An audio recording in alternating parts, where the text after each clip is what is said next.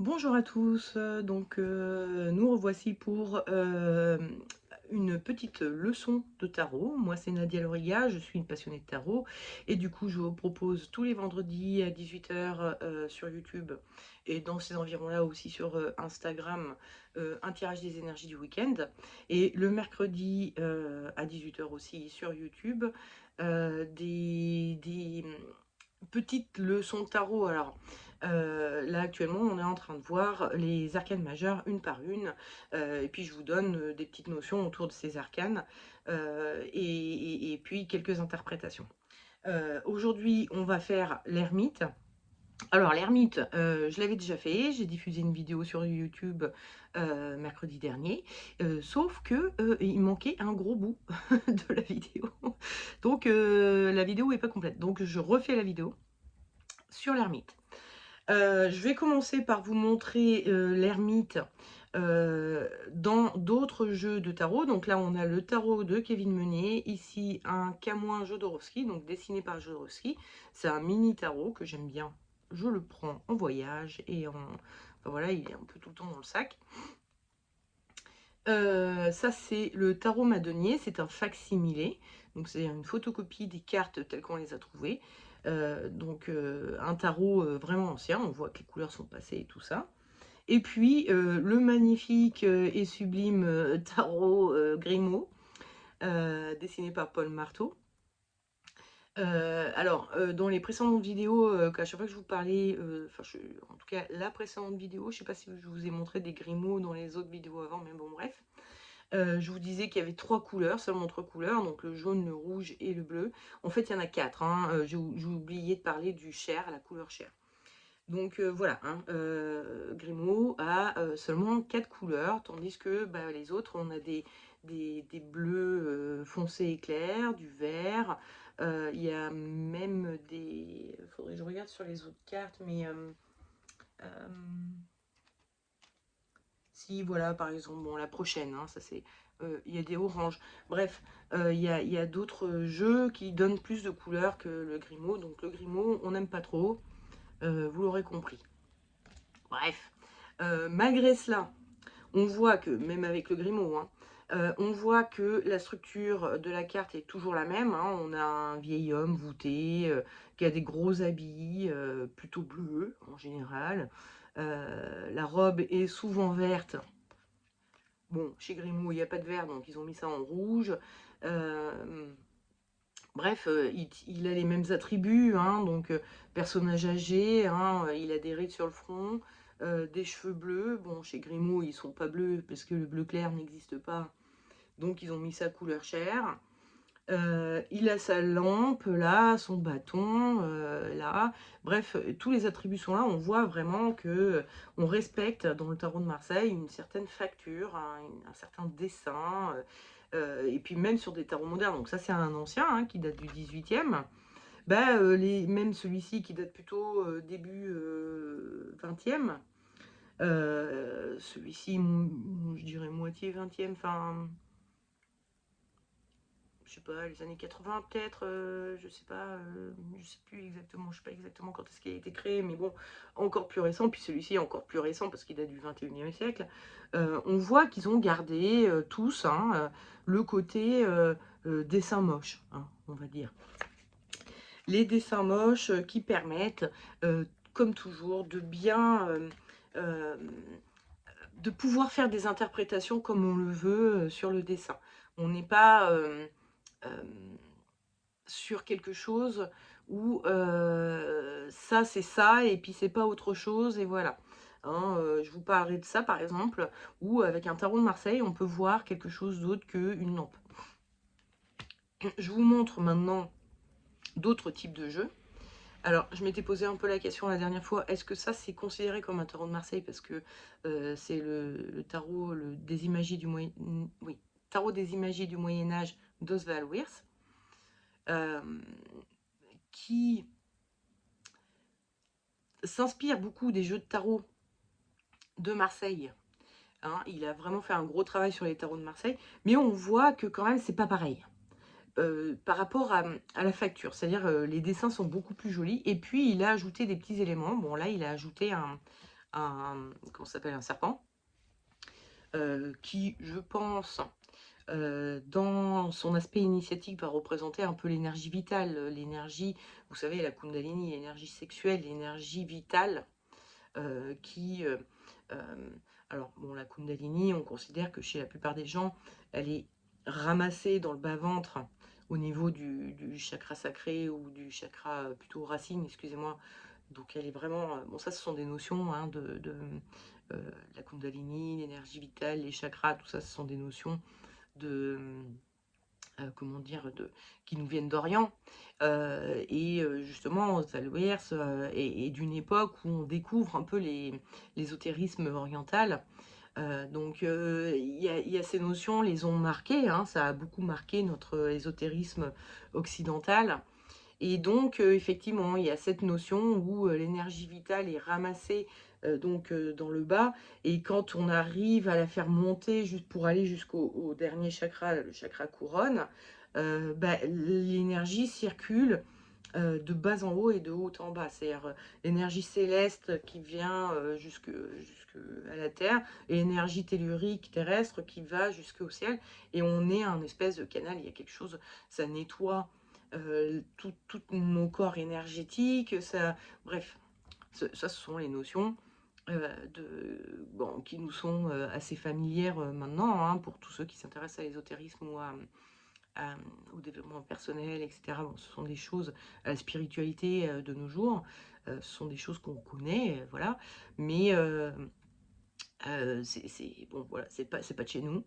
Et ça a été un peu, on commence à s'y intéresser à cette époque-là, et d'autant plus à cette époque-là. Donc ça, c'est un Rider-Waite-Smith.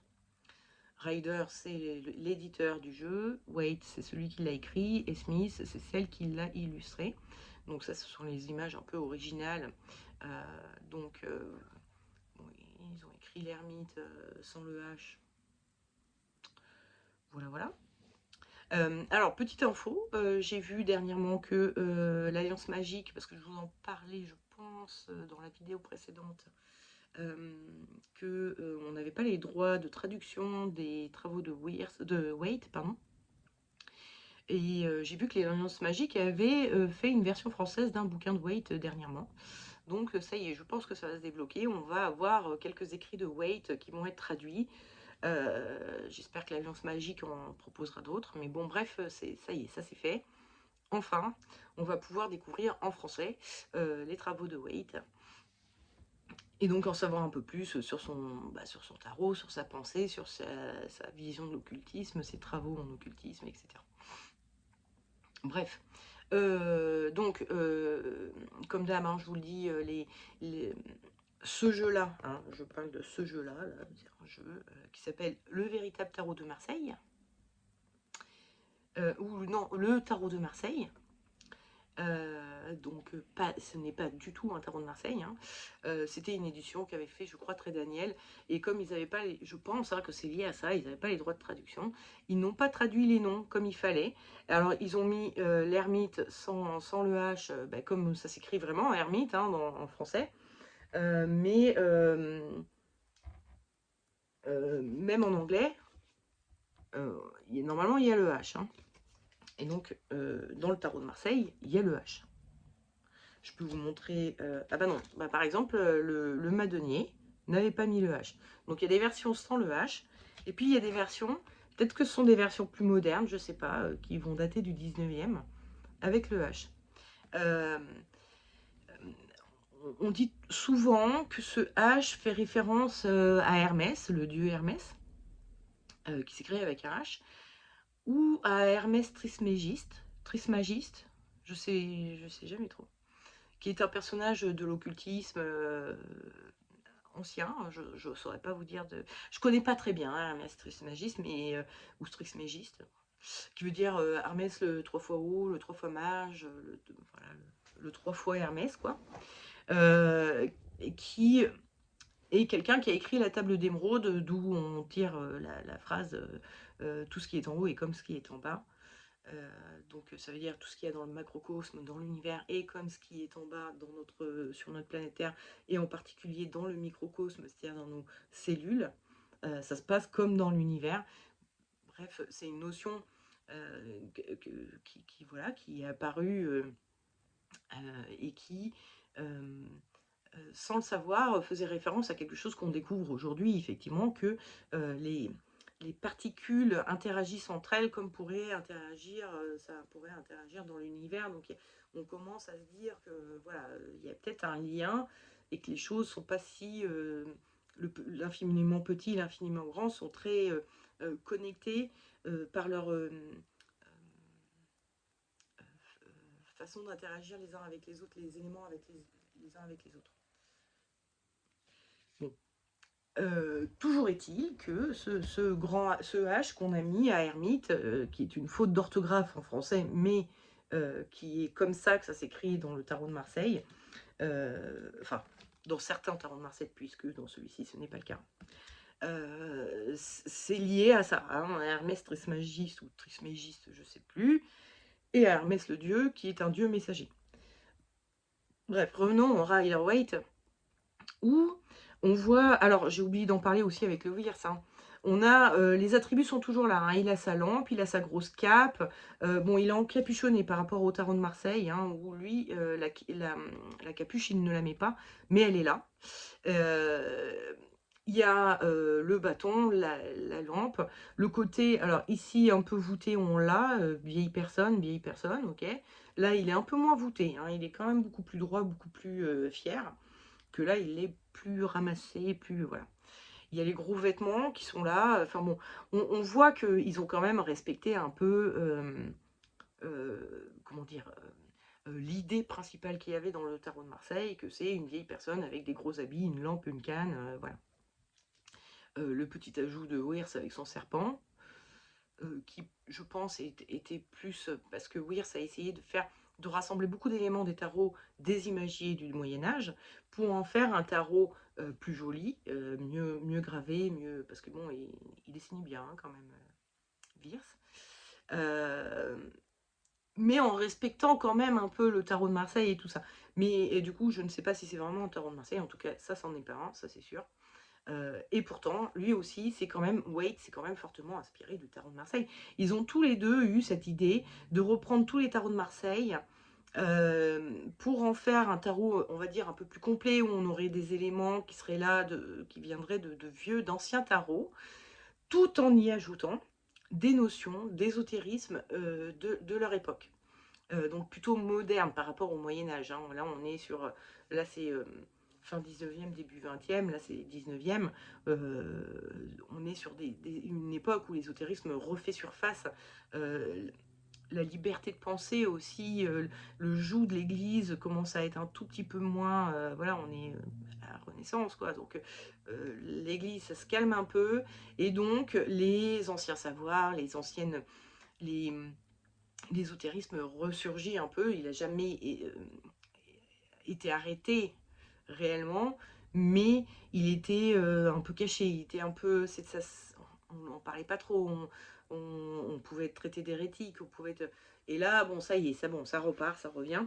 Donc, Waite et Smith, et Wirs, pardon, ont essayé de faire des tarots où on ajoute ces petites notions, bah voilà, un peu initiatiques, hein, parce que c'est une époque où les sociétés initiatiques prennent beaucoup d'ampleur, reprennent de l'ampleur, enfin voilà, ça fleurit un peu de partout, ça intéresse tout le monde, l'occultisme reprend de la force, avec les ajouts orientaux, les ajouts aussi, c'est l'époque où on découvre la tombe de Toutankhamon, donc il y a une grosse appétence pour l'ésotérisme égyptien, et donc à qui on fait dire un peu tout et n'importe quoi parce qu'on ne connaît pas encore bien, on n'est qu'au début des recherches sur l'égyptologie et sur la mythologie, l'ésotérisme égyptien.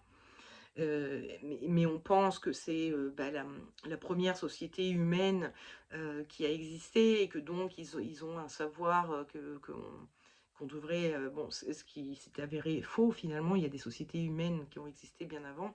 On est en train même de découvrir qu'il y en a eu, on a très peu de traces, mais il y en a eu bien avant. Enfin, ça remonte à tellement longtemps, à une époque où il y avait encore des hommes des cavernes, quoi. Il y avait déjà des sociétés civilisées, entre guillemets, à ces époques-là, on ne comprend pas comment c'est possible qu'on trouve des vestiges d'hommes des cavernes, entre guillemets, à côté de structures, souvent hein, c'est des structures, des maisons, des temples, des choses comme ça qui restent, et où on se dit, oula, comment ça a pu cohabiter ces trucs. Donc bon, on se rend compte que l'Égypte n'est pas la première des civilisations, il y en a eu d'autres avant.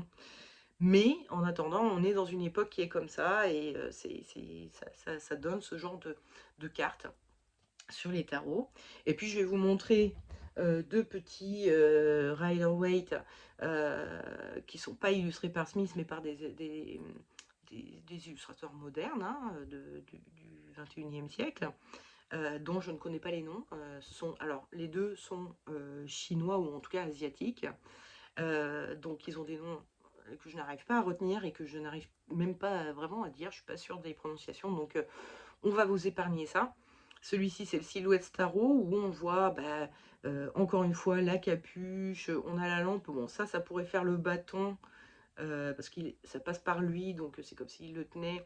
Et puis, la lampe qui est là, qui est au bout de son bâton. Le tout dans un univers un peu végétal et tout ça, bon bref. Et puis là, on a vraiment l'ermite tel qu'on le connaît, donc il a sa... Enfin, on va plutôt se référer au Waite. Il est dans la neige, ok. Il est encapuchonné de gris. Il a son bâton, sa lumière. Donc il a ses gros vêtements. Enfin voilà, ils ont respecté, voilà, un peu le... comment on dit la symbolique du Rider-Waite-Smith pour faire leur tarot à eux. Donc voilà, hein, c'est toujours, si vous apprenez le tarot avec un Rider-Waite-Smith, enfin avec le tarot de Rider-Waite, vous pouvez utiliser ce genre de jeux qui sont plus sympathiques, plus jolis, plus modernes, qui peuvent être très mignons ou très percutants, enfin voilà. On a plein de jeux. Je le rappelle encore une fois, le Rider-Waite est le jeu le plus diffusé au monde parce qu'il est anglo-saxon. Hein. Waite, Rider et Smith étaient anglais du Royaume-Uni. Donc ils ont une influence dans le monde qui est beaucoup plus grande que notre tarot de Marseille, qui est quand même un peu franchouillard, un peu italien aussi, hein, mais le gros de la production est quand même français. Donc voilà, on est sur un jeu qui est quand même très connu, parce que c'est la base de ces autres jeux, hein, des autres jeux. On le voit, ils s'en sont inspirés, donc il est quand même très connu, mais moins utilisé parce que les gens trouvent que l'image est moins jolie. Et ça se comprend, hein, elle est moins jolie, c'est vrai. Mais justement, le côté moins joli peut avoir des intérêts. Alors, on va commencer à regarder un petit peu l'interprétation qu'on pourrait en faire. Donc moi, je me base hein, évidemment sur le tarot de Marseille, c'est celui qui m'intéresse le plus. Mais vous pouvez éventuellement essayer de faire comment on dit, des associations avec d'autres types de tarot. Parce que ben, voilà, il y a un certain nombre d'éléments qui sont quand même là. Et de toute façon, le principe, pour commencer, ça va être de regarder la carte. Donc, qu'est-ce qu'on voit? On voit un vieux bonhomme, donc ça peut nous parler de vieillesse. On voit qu'il est très couvert. Hein, il a des vêtements qui sont épais, il a une grosse robe, une grosse cape par-dessus avec une capuche, tout ça a l'air bien chaud. Donc ça peut nous faire penser à l'hiver. Ça peut nous faire penser au fait d'avoir froid. Ça peut, par extension, on peut, je sais pas, moi, c'est comment ça va se passer cet hiver dans ma maison, et puis on a ça. Et donc on se dit, oula, tu vas peut-être avoir un petit problème de chaudière, tu vas avoir froid.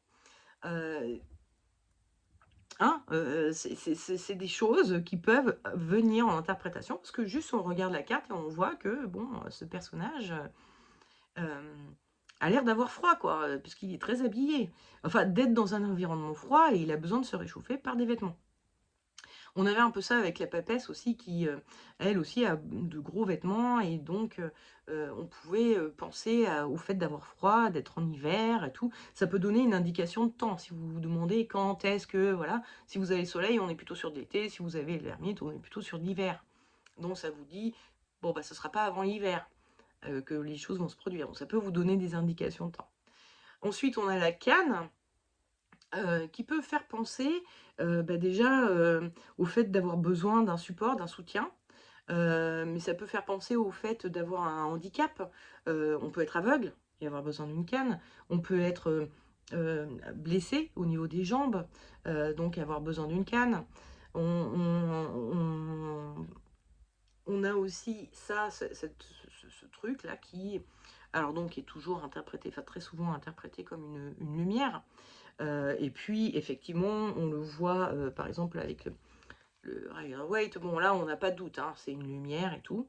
Et l'intérêt du tarot de Marseille, c'est qu'on peut, si on veut, y voir autre chose. On peut y voir, par exemple, une bouteille.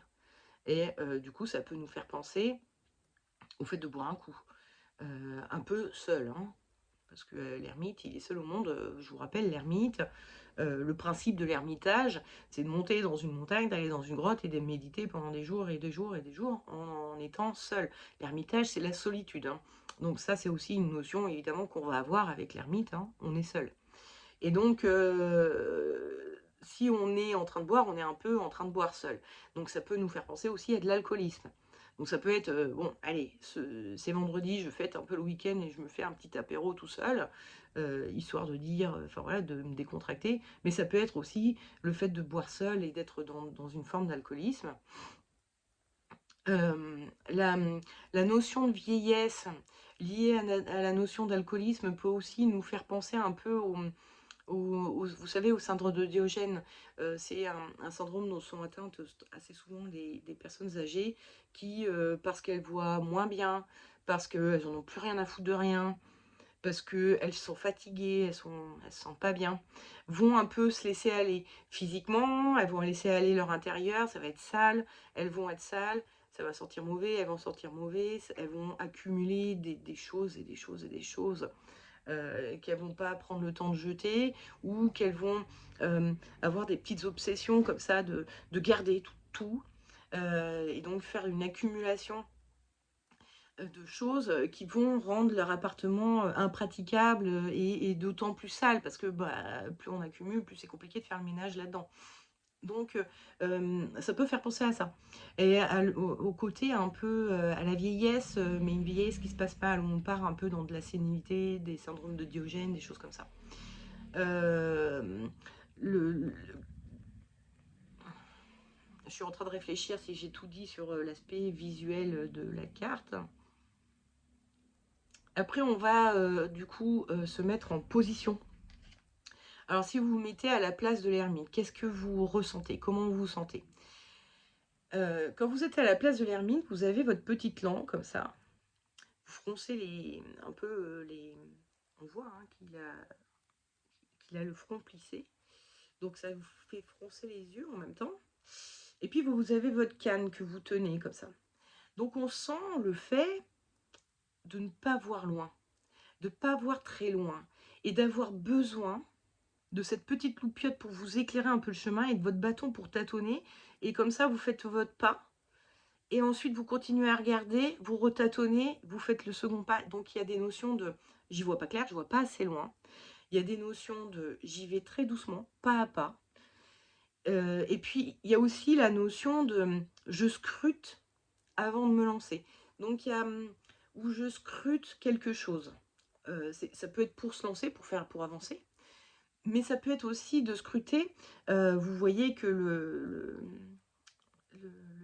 l'ermite, pardon, est dirigé vers le passé. Donc on peut être dans... je suis en train de regarder des phases un peu sombres de mon passé. Ou de rechercher dans des connaissances que j'ai et que j'ai peut-être un peu oubliées. Il va falloir que je les remette un peu en lumière pour me les réapproprier. Ça peut faire penser donc à des psys, notamment, qui sont là pour scruter votre passé et voir qu'est-ce qui a pu, dans votre passé, impacter votre présent. Ça peut faire penser à, enfin, voilà, à des choses comme ça, où on est sur de la scrutation. Je sais pas si le mot existe en vrai. Du passé ou d'un élément, d'une chose qu'il va falloir éclairer, parce que c'est pas clair. Et puis, cette notion aussi de j'y vais vraiment un tout petit pas. En côté positif, c'est il faut mettre un pas devant l'autre pour progresser. Donc, il faut pas vouloir brûler les étapes et y aller doucement mais sûrement. Et en côté négatif, c'est j'y vois vraiment pas clair, je sais pas où je vais et du coup, j'y vais, avec prudence, hein. Il y a beaucoup de prudence, beaucoup je fonce pas parce que là, je suis absolument pas sûre de où je vais.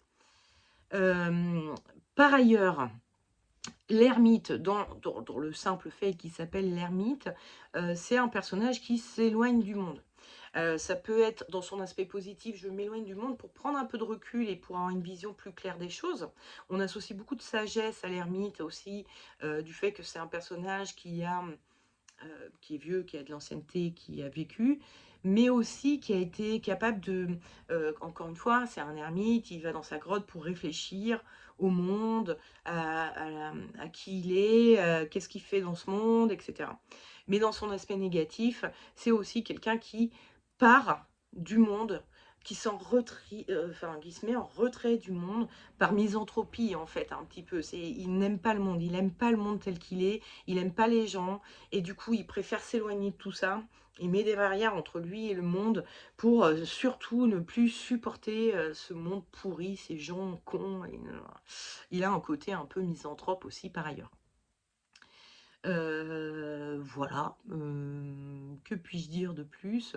Dans son aspect initiatique, l'ermite est considéré comme le grand sage, celui qui a une grande connaissance, un grand vécu.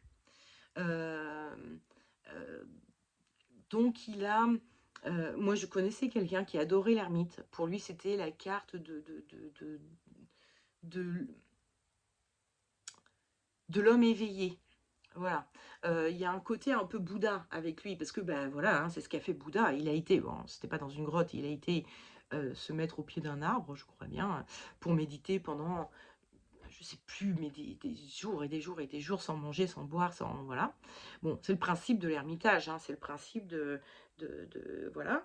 Et il en a eu un éveil.